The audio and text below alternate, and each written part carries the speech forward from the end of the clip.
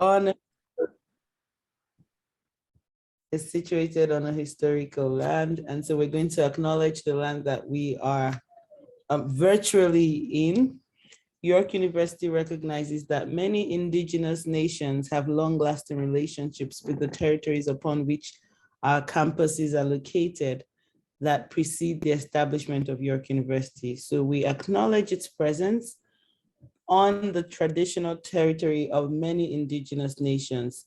The area known as Tikaronto has been caretaken of by the Anishinaabeg Nation, the Haudenosaunee Confederacy, and the Huron-Wendat. It is now home to many First Nation, Inuit, and Métis communities. We acknowledge the current treaty holders, the Mississaugas of the Credit First Nation.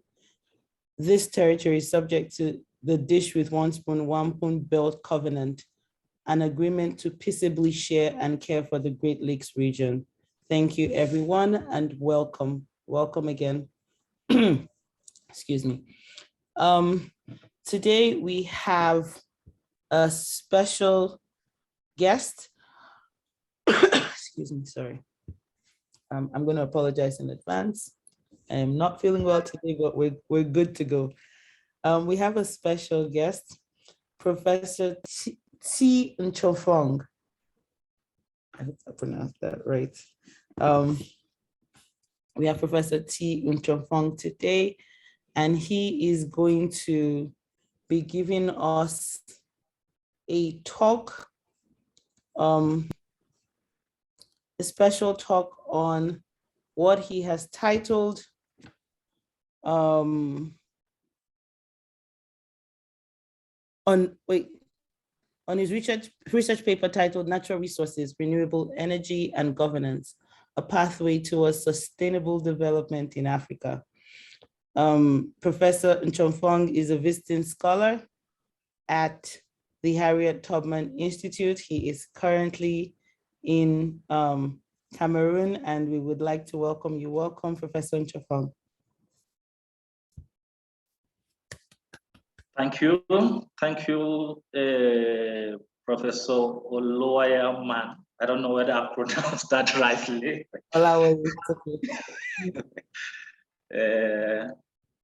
Thank you. Good afternoon, good evening to everyone. It's a pleasure being here today, and it's an honor for me actually participating in the first Tubman Talk of the 2022-2023 academic year.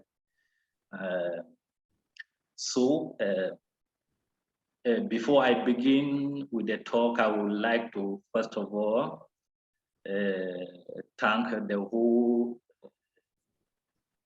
York University in general and the Harriet Tubman Institute in particular for hosting me as a visiting scholar. It has been a benefiting year for me in particular. I've learned a lot, and having collaborated with some renowned professors in the institution. A special thanks goes to Professor Nathaniel Ojong, who has been a good mentor all this while. So before the talk, you permit me share my screen. Yes, please.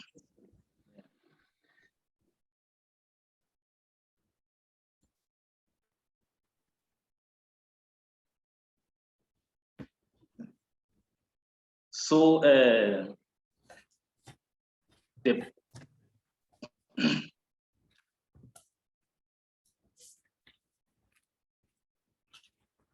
talk is actually a presentation of a recent research work titled Natural Resources, Renewable Energy and Governance, a Path Towards Sustainable Development. To actually begin with, the motivation behind this study is as a result of continuous environmental degradation, especially in Africa. Even though Western economies had experienced in the past continuous environmental degradation compared to Africa, the trend has rather, and why the trend is rather dropping in this economy, the African economy is rather witnessing that, or especially in recent decades. And that has been a lot of worry, especially to policymakers around the continent. And it is worth noting that the continent is strategically positioned, and it could benefit from a lot of renewable energy sources, which could go a long way in mitigating this negative environmental impact of economic development around the continent. Some of the aspects that made the continent actually was interesting in its positioning in this renewable energy. It's the abundance of natural resources in the continent, especially natural gas, oil, land, just to name a few. It is in line equally with the Sustainable Development Agenda, especially the goal number 7 of the Operation 2030 Sustainable Development Goal, which actually focuses on access to affordable, reliable, and modern energy sources. Equally, following the African Ministerial Conference on the Environment that was held in Nairobi, Kenya on the 21st of September 2018, it was recognized that natural capital underpins the African's economic development. Equally, in the same conference, the role of natural resources was acknowledged, and that it was necessary in attending the SDGs and the African Agenda 2063 agenda of the African Union. Looking at the natural resource wealth on the continent, it is good noting that the continent is home to 30% of world mineral reserves, 12% of the world's oil, 40% of world gold, and up to 90% of chromium and platinum.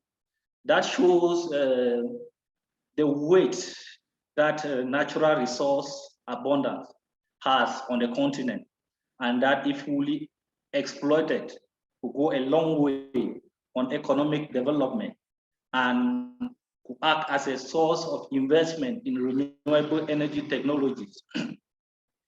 However, recent studies have shown that despite this abundance in natural resources, which could be used in investing in renewable energy, non-renewable fossil fuel has constituted about 2/3 of electricity generation in the continent. Equally, looking at the situation of governance around the continent, in 2010, 10 African countries feature among the top 20 politically unstable economies in the world, while a similar number feature in the top 20 most corrupt nations in the world. So one could, at first sight, start thinking maybe wealth from natural resources, that is the rent from natural resources, maybe are diverted into private pockets, or what is happening. That lead us to the objective of the paper. The first objective was to examine the effect of natural resource endowment on renewable energy development, and secondly, to verify the modulating effect of governance in this relationship.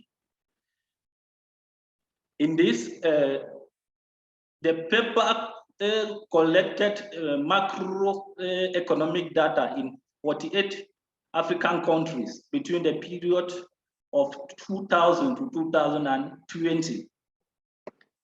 The empirical methodology involves, first of all, the specification of a linear model in which renewable energy investment is the dependent variable, and the key explanatory variables are natural resource rents and governance, with some control variables of the model. Here, the control variables include trade openness, which are determinants of renewable energy, foreign development aids, which is equally a good determinant established in literature as for renewable energy, foreign direct investment. That is, it is worth noting that most renewable energy projects in the continent are owned by foreign investors, and most of the investments, even through the governments, are through grants from some foreign investors and even foreign governments. Equally, a second model was specified to take into consideration the modulating mechanism of governance, where to see how the interaction of governance with natural resources affect the effect of natural resource on renewable energy. Two principal methods were used in order to obtain the results. On the one hand, we use the system generalized methods of moments. Actually, our motivation for using this methodology, that is the system generalized method of moment, is, first of all, the methods permits in correcting possible ambiguity that could exist in the model, which could result from double causality between some of the explanatory variables of the model. Secondly, we got inspiration from the work of Rodman in 2009, who established that in the panel data framework, where the individual dimension, here we had 48 countries, is greater than the time dimension. Here we had 21 years. Then the best regression methodology, or econometric method, should be the system generalized method of moment. Further, in order to check the robustness of the results obtained, we applied the quantile regression methodology. And this helped us to see the effect across the different distribution of renewable energy.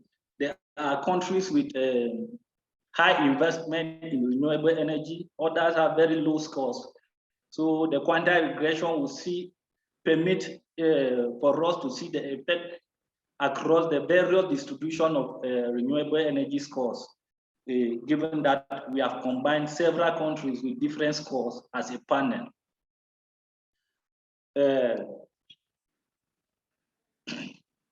The methodology, the system GMM permitted us to obtain the following result, as we have seen in table 3. Actually, I've put it table 3 because in the main work, it appears as the third table. We've seen here that natural resource has a positive enhancing effect on renewable energy investment in the continent. In other words, increase in natural resource rent will increase renewable energy investment in the continent.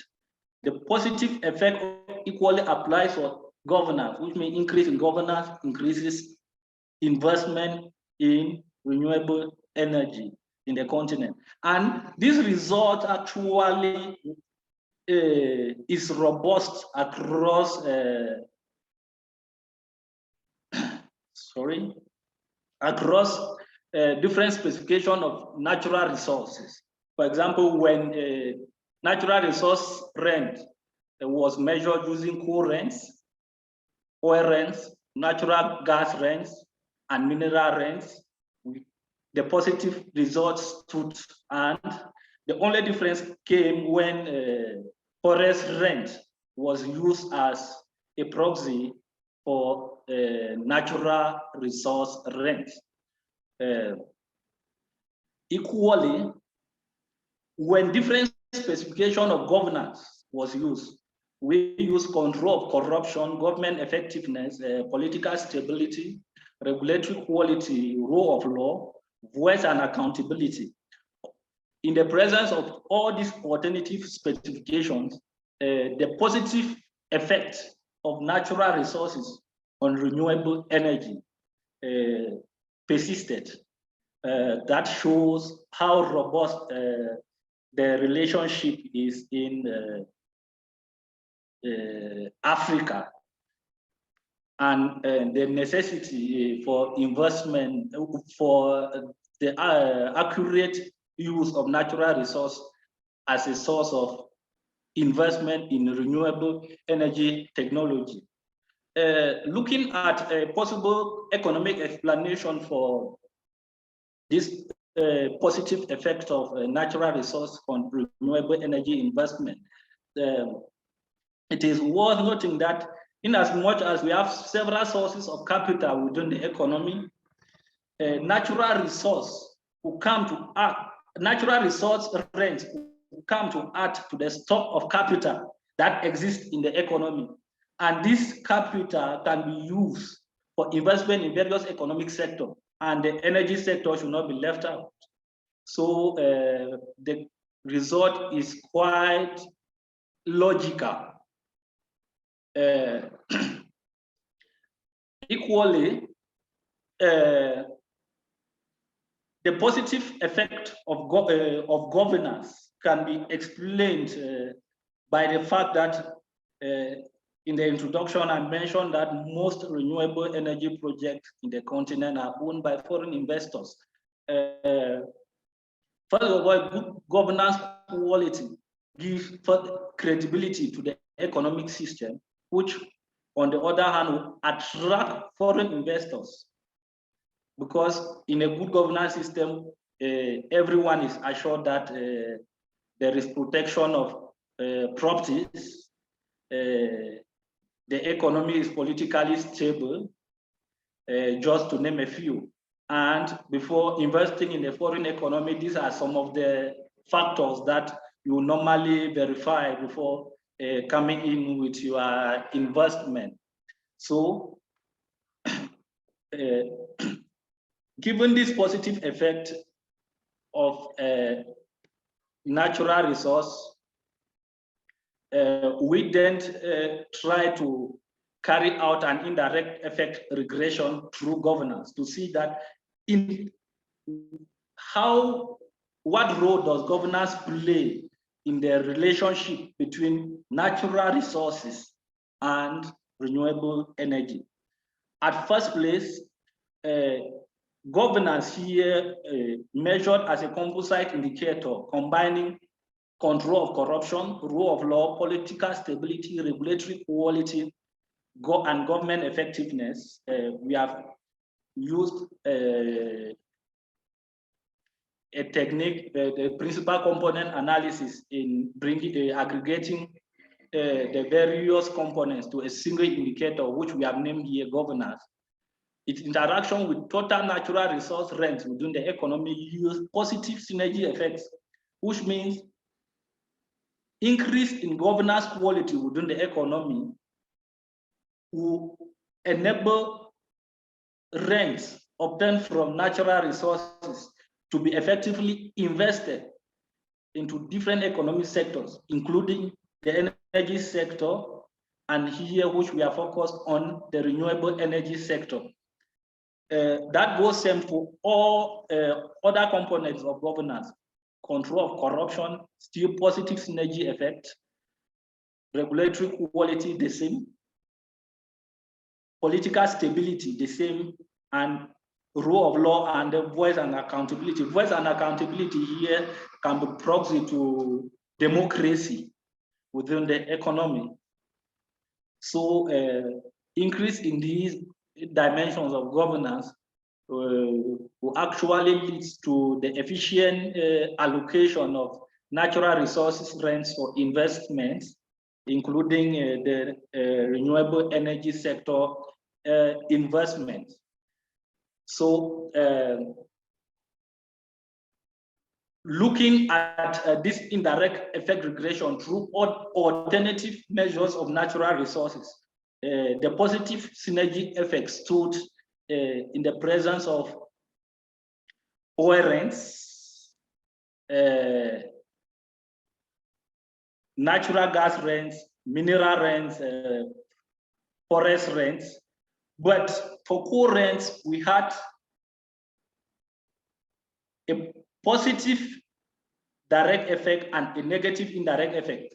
And that, as a result, we have to calculate a net effect because we don't know which one overrides which. Is it the direct or the indirect effect? And actually, the net effect yielded a positive result, which means despite the negative indirect effect, the positive direct effect overrides that negative effect, yielding positive net effect, which means governance still interacts with coal rents to yield positive results on renewable energy investment in the continent. With this, we can then draw the following conclusion from the research. The first is that natural resources enhances renewable energy investment in Africa. Secondly, good governance is necessary for efficient investment in renewable energy in Africa. And thirdly, the interaction between natural resources and good governance generate positive net effect on renewable energy investment.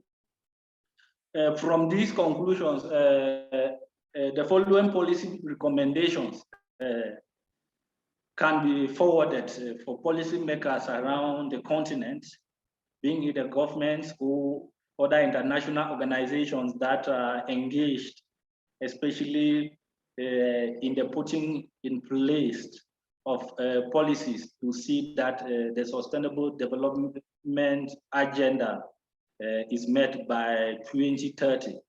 The first is to focus on improving the governance quality of the continent. We saw at the introduction that the continent is among the worst as far as performance in governance quality is concerned around the globe. This can come through intensification of the fight against corruption. In this respect, anti-corruption units should be set up with powers to sanction, because what we noticed is that in most of these countries, some of these anti-corruption units have only the power to denounce and they cannot sanction. And most of the time, the people involved in the corrupt practices are those that have the power to sanction. So it makes things difficult. So if these anti-corruption units can be given the power to sanction and not only to denounce, it will go a long way in improving governance quality around the continent. Another way in improving governance quality is to intensify the fight against terrorism in the continent. We have seen, especially in recent years, in the Sahel region of the continent, where there have been a series of attacks from Mali, with the jihadists, Boko Haram in Nigeria, and it has recently even touched Cameroon, Chad, and some other neighboring countries. So if we could intensify the fight against terrorism, it will go a long way in improving the governance quality in this region. Equally, policymakers could develop coherent policies which are tailored towards renewable energy investment. In other words, part of oil rents or natural resource rents could be channeled towards renewable energy investments.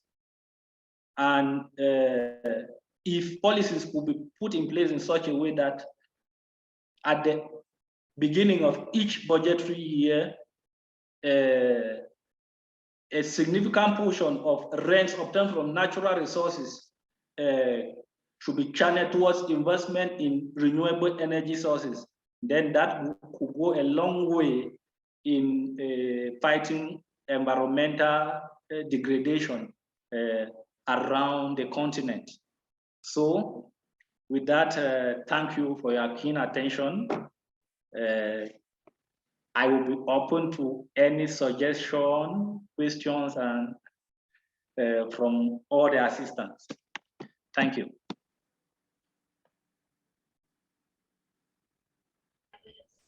Thank you very much. Thank you very much, Professor Nchofoung. Thank you. Thank you very much. That was very enlightening. So thank you. I would open the floor up to questions. Anyone? Does anyone have a question, a comment? Excuse me. A question, a comment for our speaker? An angle that you think that could be addressed? Could you please signify by electronically raising your hand, and then I will call you.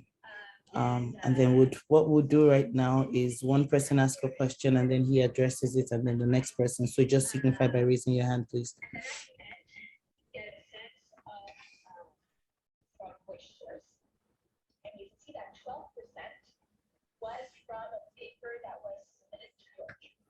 Anyone?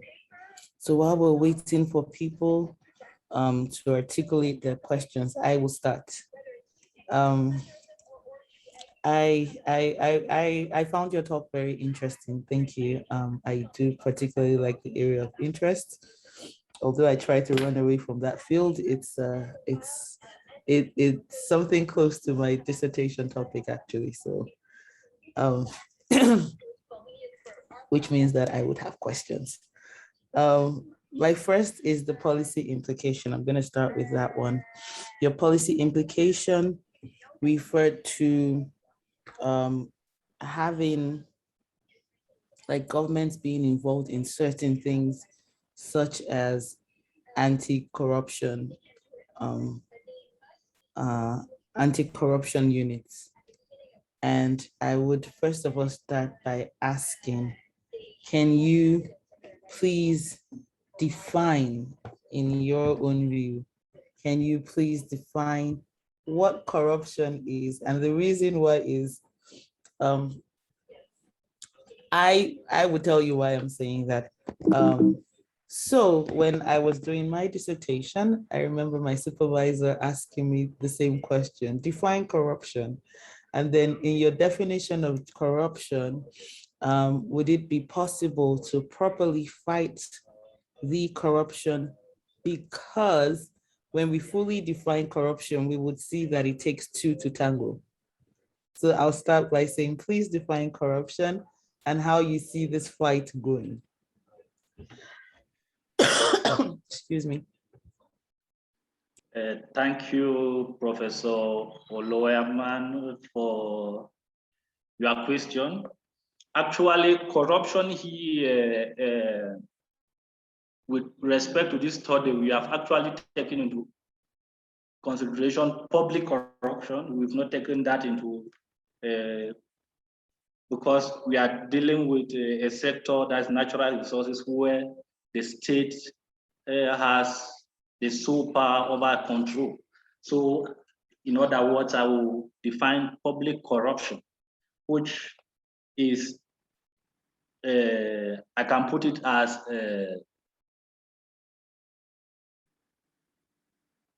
I don't know how to to get that. It englobes, corruption here englobes both favoritism, diverting funds into private pockets or into accounts that are not destined to be in that account, and in other words, misappropriation of public funds. That is what corruption here refers to.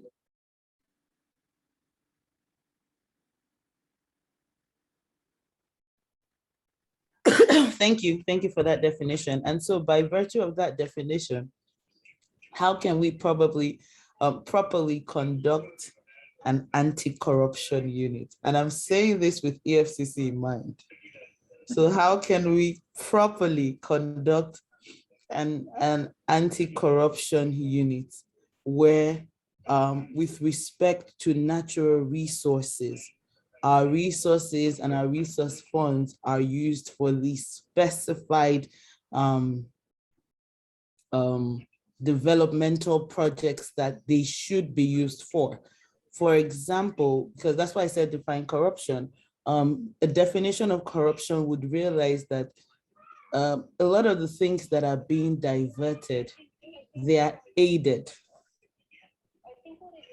in the sense that it's not just about diverting the funds.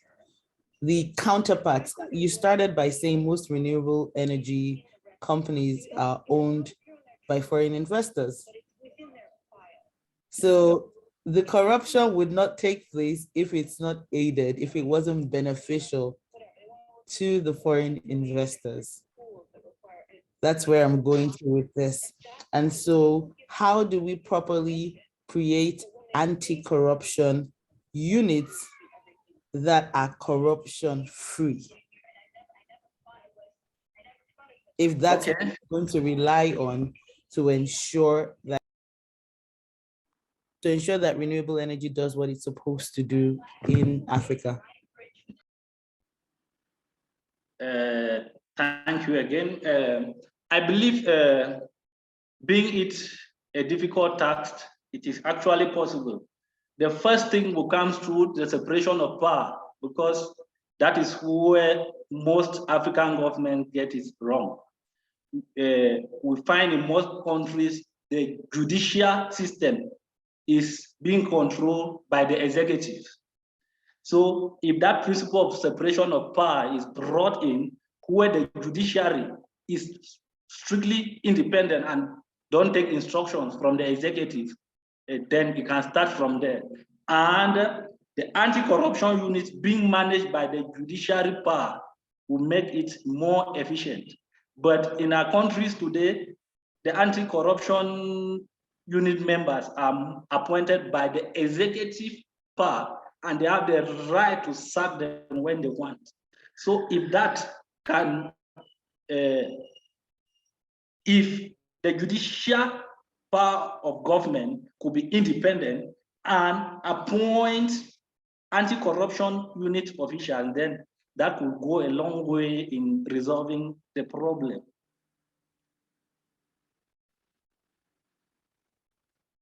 I don't know whether you are satisfied.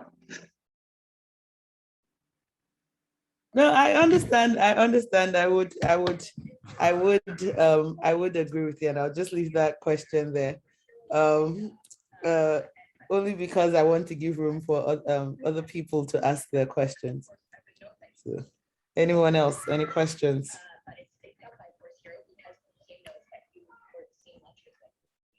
Anyone else? Do we have any other questions for our speaker?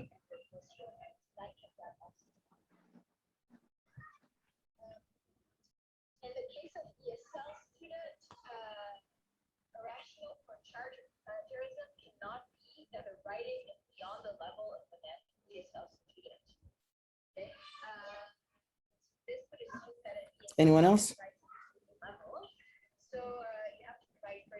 All right, so while we're waiting, I'm going to continue that conversation. And the reason why is this. So recently, I don't know if you are aware, one of the government officials in Nigeria had been arrested in the US for various, okay, I see your hand, Dr. Acho, I'm going to come to you in a second, had been arrested for various corrupt practices in the US. And the question has been, what has the EFCC been doing that they did not notice this? And that's why I'm saying, so when we bring corruption into play, how do we have a truly corruption-free body that is governing corruption for the whole country? How do we ensure we get that? And then after that, I would, Dr. Acho would ask his questions.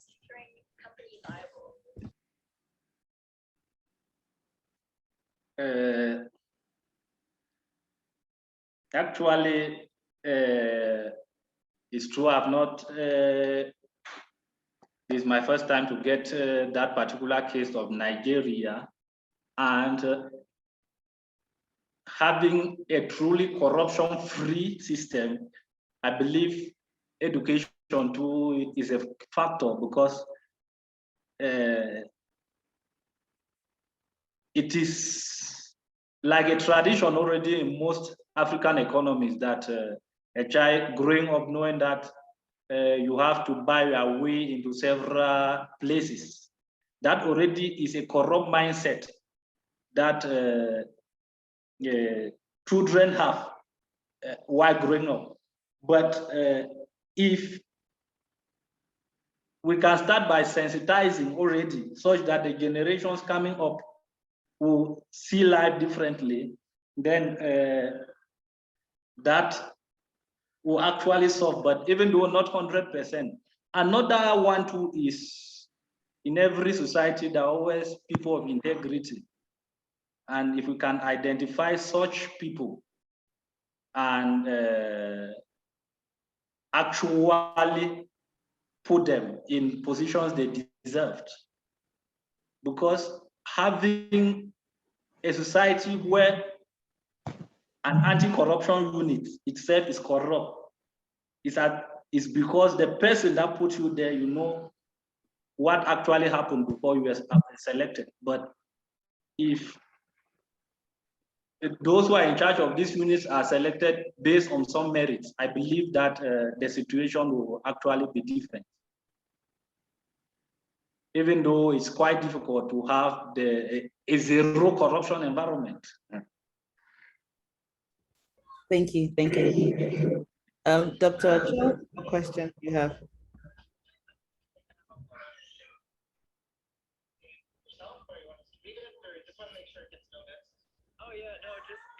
Can you unmute yourself, please? Thank you very much, Madam Moderator, for giving me the opportunity to comment on this interesting piece of work. I think I followed the presentation of Mr. Tii with keen interest, given that the subject touches on my domains of research. And particularly because the question of renewable energy and sustainable development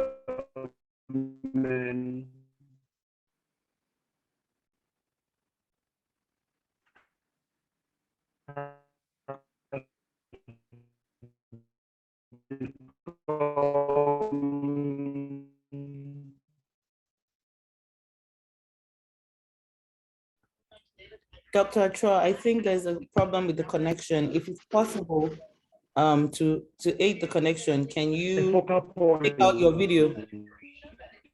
So the audio, we can't really hear you. So can you take out your video so that maybe that would help with the audio? That might help. In recent debate, be it among policymakers, be it among practitioners or academics. Can you please ask your question again? But oh, he went off. Okay. Was anybody able to hear? It was breaking on my end. No, I could not get anything from his question. Okay, so hopefully he comes back in a few minutes. Any other questions or comments regarding, or for our speaker regarding his research? Okay, Dr. Acho is coming back in. Maybe if you don't put on your video, then it helped the audio to work better. I don't know.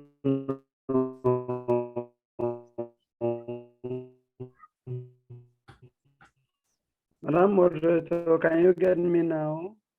Yes, I just heard My connection is somehow shaky. Okay, Yes, it okay, seems we to can hear you now. We can hear you now. Okay, thank you. Like I was saying a while ago. Oh dear, it's breaking again.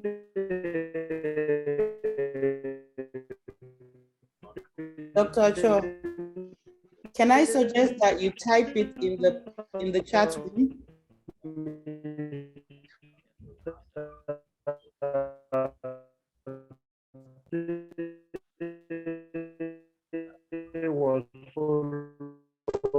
Can you please type your question in the chat room?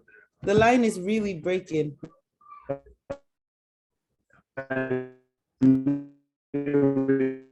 Interest. I don't know whether it's okay now. Okay, my connection truly is shaky.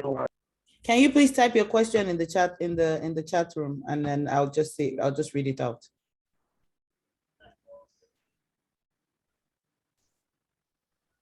Okay, I'll try, please. Thank you very much. Thank you very much. Anyone else? Once Dr. Acho's question comes up, I would read it out for our speaker. Sure. But anyone else, any questions, any comments? Renewable energy in Africa, renewable energy and development in Africa. Any questions or comments for our speaker?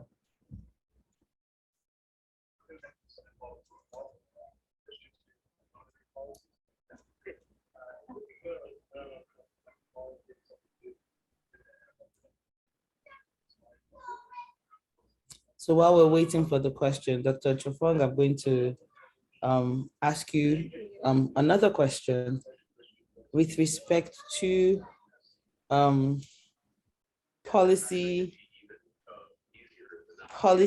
and the environment as we know it. So one thing that we know is that natural resources poses an environmental concern. So my question now is, what are your environmental concerns with respect to your research? Are you bringing in an environmental impact? Environmental economics is now a major part of a lot of natural resource funds or natural resource renewable energy. Is there an environmental impact or environmental effect in your research? If yes, what is it? Thank you again for that question.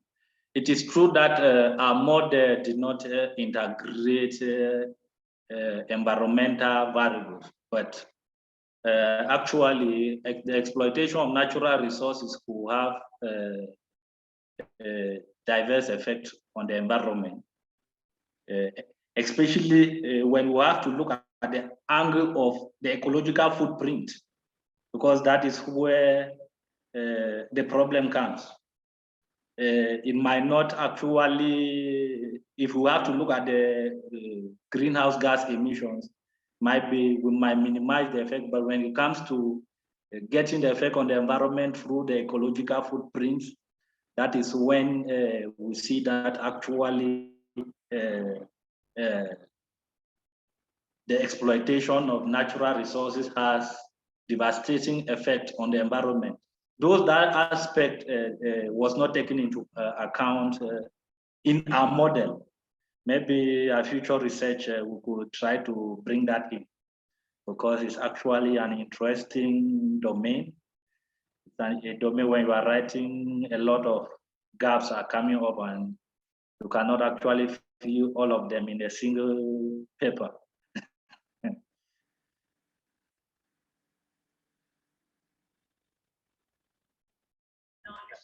Thank you. Yes, indeed, it's difficult to put all of that in a single paper. Do we have Dr. Cho's question yet?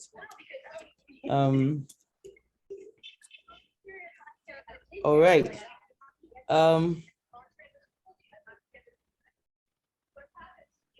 Dr. Cho, are you ready for us?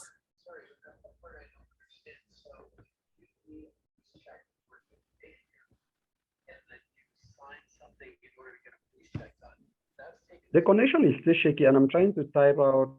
Okay. Weirdly, we can hear you now, but it's okay. You can type it, please. Yeah, so I don't know. I was already typing. Can I just Yes, maybe post it's breaking again. So just if you type, we'll just read it out.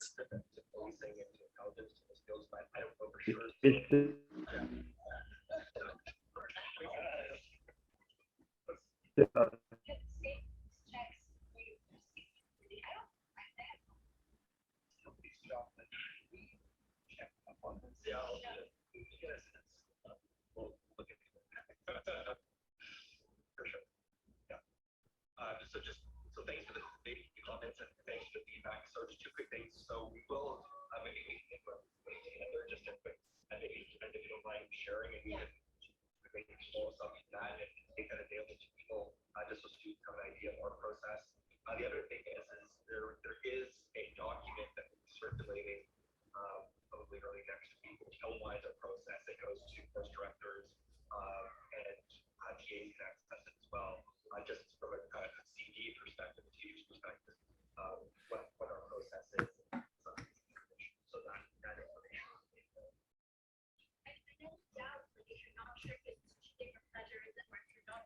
Do we have Dr. Cho? No. Any other questions or comments?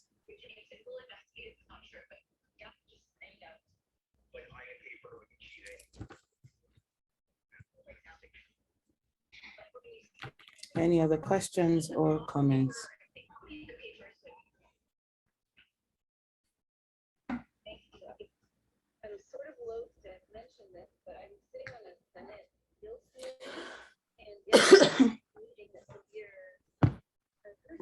All right. Okay, so while we're waiting, Dr. Nchofoung, I'm going to go back to your equation. I don't know if you want to post it up, but the part about the positive synergy effect. Positive synergy effect of natural resources. You mean the synergy effect with respect to governance? Yes. Okay, let me put that up. With respect to governance, I wanted to find out if you can explain, if you can explain more about that, so that we see how, because I'm interested in seeing how how governance is affected by resources, renewable energy. So if you could please explain a bit more from your findings, from your research, more on the positive, the synergy effects with respect to governance. Okay. Thank you. Thanks for that, Christo. You want that to be put up, or? You can explain, if you can explain it with the screen up or without it, whatever is more convenient for you. Okay, let me just share it for everyone to be able to follow up. I think this is where your question comes from. Yes. Yes, actually, when we talk of synergy effect here, it means both the effect of natural resources and the effect of governance are going in the same direction. And here, they are going to the positive direction, which means they all positively affect renewable energy investment in this study. Here, natural resources interact with governance, which means increase in governance quality. It could be any dimension of the governance, control of corruption. That when there is less corruption in the economy, resources that is rent obtained from natural resources are better managed. They are allocated to the right destination. If it were meant for investment in renewable energy, we actually go for this destination and not into private pockets. At the same time, regulatory quality or government effectiveness, that is the same. When an investor comes, maybe the investor might be investing in the natural resource domain, because in Africa, we have a lot of foreign investors doing exploiting natural resources. They have petroleum companies, they have extraction companies, and when they are exploiting these natural resources, what the government gains to, it depends on how efficient the government is in managing all these foreign investors. That comes in, because if the resources are there without anyone exploiting, we have nothing from it as a rent. Now, when these foreign investors come, there are a lot of things they calculate, which add up to their cost of investment. How long do you take, for example, in establishing an agreement for the exploitation of natural resources? That counts. And after obtaining the agreement, how repressive is the governance system in place? Will you be disturbed all the time? All of these factors all together counts. And if all these factors are favorable for the investor, we will see that a lot of rents will come in, which could be used as an additional capital for investment within the economy. So I don't know whether with that you are clarified.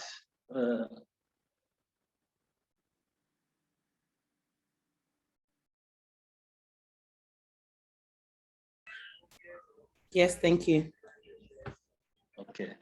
Yes, thank you very much. Is Dr. Acho ready for us?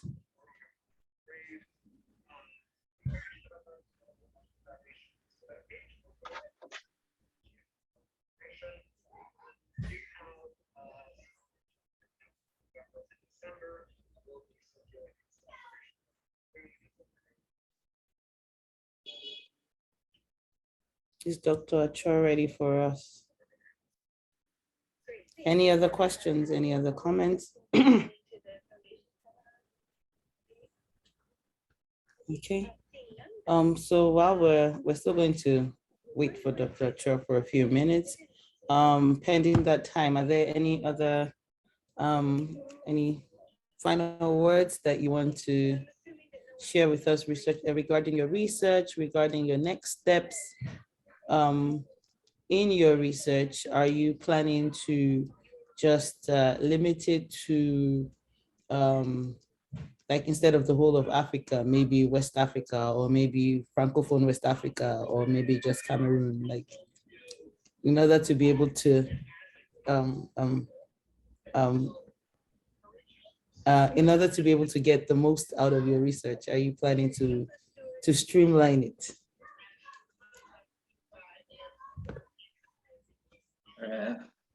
Thank you. Actually, I have a lot of perspectives ahead as far as my research is concerned. Even though I love researching on Africa because as an African, first of all, my prime interest is being able to research, get policies that could help resolve the economic problems of Africa. It should not always be Africa all the time. International organizations, you see, when they have to talk of foreign aid, the first continent they think of is Africa, because there they know that they are still backward, especially economically. And if the right policies are not put in place, even in the next 50 years, that will still be coming up. And the right policies can only come in if quality research with quality recommendations are put in place. And if the policy makers will take these recommendations too seriously, because at times recommending is one thing and the application is another. So for now, I still have that full passion of researching in Africa, though I have some few research work in progress, touching other regions, globally, Asian economies, and even the Cameroonian economy. But my greatest passion is researching on Africa as a whole.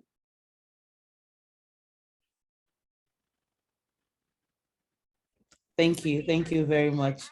It doesn't seem like we're going to get Dr. Achua back on the line today. But thank you, everyone. Thank you so much for attending our first Tubman Talk. Thank you so much, Dr. Nchofoung. It was a really great session. I personally loved your research. I'm probably biased because my major work has been on natural resource funds. So that was great for me, and policy analysis. So that was really great. And hopefully we get to talk more about this as time goes on. But thank you very, very much to everyone for showing up. I would use this opportunity to make an announcement. And it's a preliminary announcement because you'd hear more and more of it as we go on. So the Tubman Institute is, drumroll, is going to we're going to start our very own journal. Wow.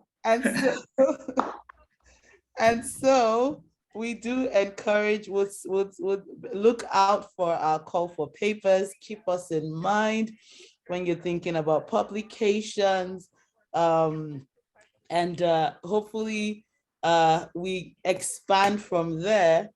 And so I would want everyone here. So as much as I'm thanking you for coming, a lot of you are going to be giving us presentations through the course of the year. So thank you. As you prepare for that, please keep in mind that we're starting our own journal soon, a peer-reviewed journal. And we encourage you to think of us when you're thinking about writing and a place to publish. Thank you very much. Everybody, have yourself a wonderful evening. Thank you. Thank you.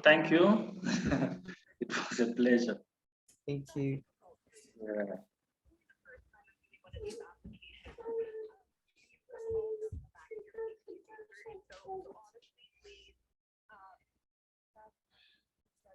Emailing me and I will get started.